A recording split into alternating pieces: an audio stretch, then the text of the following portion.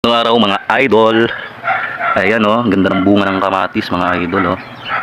Yan, harvestin na natin mga idol kasi hinog na tong bunga ng kamatis. Fresh na fresh from the garden mga idol. Nakakatuwa talagang pag may itinanim mga idol.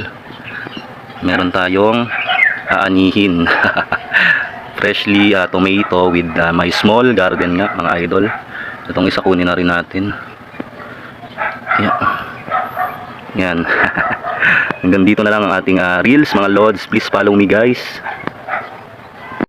Ito mga idol, yung tanim nating pakwan. So ayun mga lods, meron na naman siyang bunga. Ayan, meron na naman bunga yung ating tanim na tawag dyan,